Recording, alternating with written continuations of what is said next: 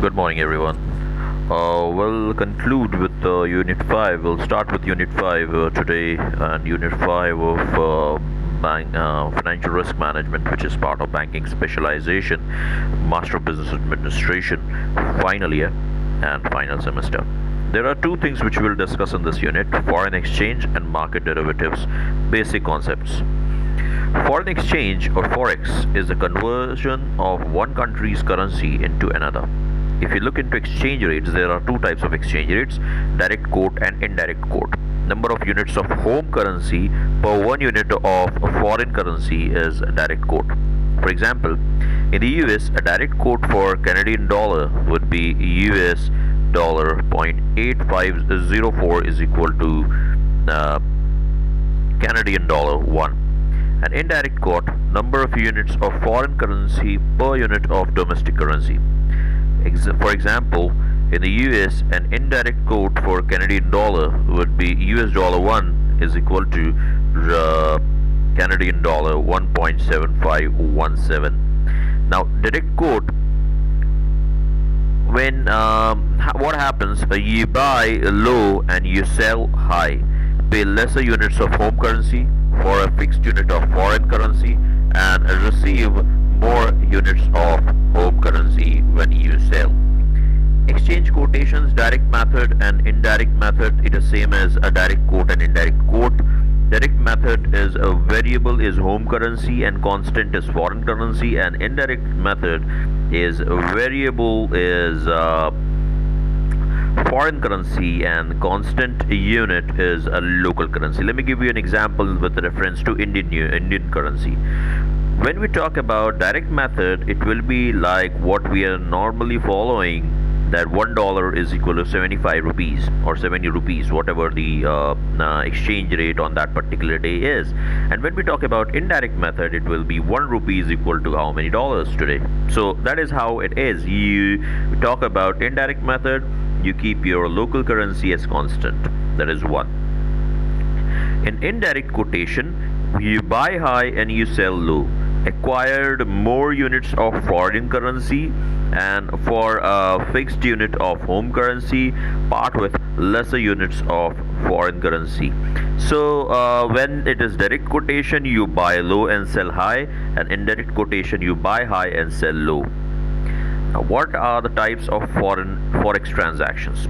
Forex transactions can be categorized as forward transaction, future transaction, swap transaction, option transaction, and spot transaction. Let us understand what these things are. When we talk about forward transaction, we already discussed forward, futures, swap, and options.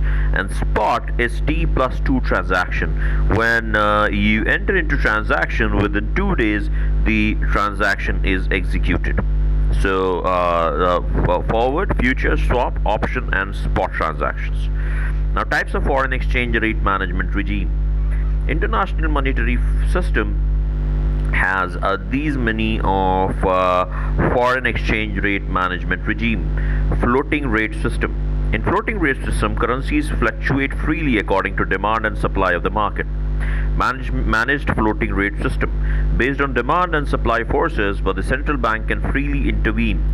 Exchange rate linked to a key currency. Exchange rate is fixed to a key currency such as United States dollar.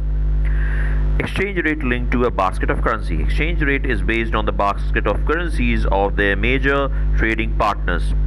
Currency board system. Money supply of currency is backed by an equivalent amount of a strong currency. Now, foreign exchange risk. Types of risk. There are 3 types of risk in foreign exchange risk: exchange rate risk, types of currency risk, and reasons for currency risk. So when we understand these things, that hedging approaches, what are the hedging approaches, how you can manage your risk is through derivatives, trading in currencies, forward or money market hedge, balance sheet hedges, and practical approaches like entering into separate kind of similar agreement and reciprocal in nature. Market derivatives. A derivative is a financial security with a value that is reliant upon or derived from an underlying asset or group of assets, a benchmark. The derivative itself is a contract between two or more parties, and the derivative derives its price from fluctuations in the underlying asset. The most common underlying assets for derivatives are stocks, bonds, commodities, currencies, interest rates, market indices. These assets are commonly purchased through brokerages. So we've already discussed these things previously in some other unit. Now, if you look into derivative market, price discovery and price risk management. When we talk about price discovery, the functions of derivative market is price discovery and price risk management. Now, risk 2 from function is price manipulation. In case of price discovery, it is price manipulation, price intervention, market dynamics, wrong, faulty underlying market, divergence spot and future prices, and systematic risk. If you look into price fluctuation, margins, tools for controlling risk are margins, price limits, and position limits. When we talk about wrong and faulty underlying market, periodical review of the contracts is a method to mitigate the risk. Divergence in spot and future prices. The tools for controlling risk is dissemination of spot prices, robust spot price pooling system, settlement of contracts. To mitigate systematic risk, systematic risks are of two kinds: counterparty risk and wrong allocation of resources. How we can mitigate counterparty risks? Through margins, members' net worth and disclosures, clearinghouse, robust mechanism. Wrong allocation of resources, you can foolproof contract specifications. Now let's discuss about price risk management. Price risk management has three kinds of risks related to it: financial default, physical delivery default, and systematic risk. Financial default can be dealt with by margins, member deposits, and MTM margin, mark to market margins.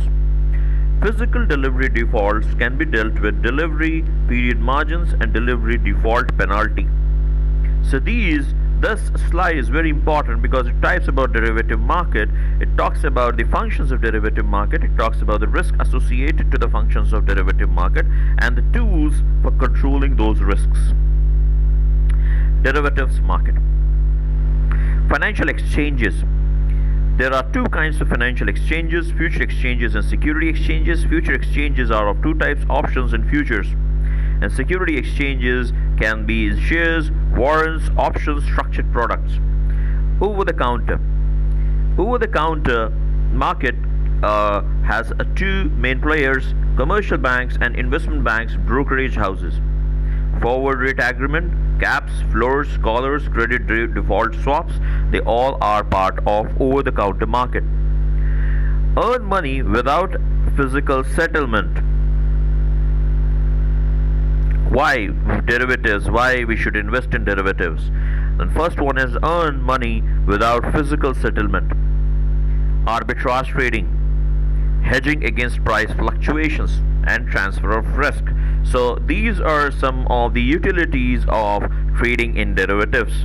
With this, we come to end of financial risk management syllabus of 4th semester banking specialization, Master of Business Administration. Thanks a lot. I hope you enjoy the session. Thank you.